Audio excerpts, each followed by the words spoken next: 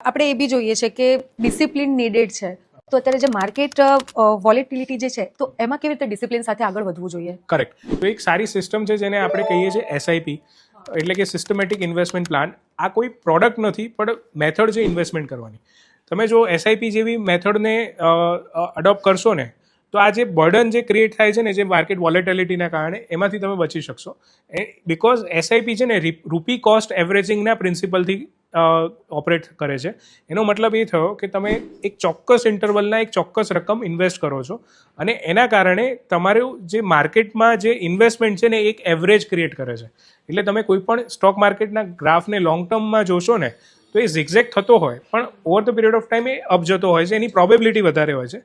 એની પાછળનું કારણ હોય છે દેશની ઇકોનોમી લોંગ ટર્મમાં જે ગ્રો થતી હોય એને જ સ્ટોક માર્કેટ ફોલો કરતું હોય છે.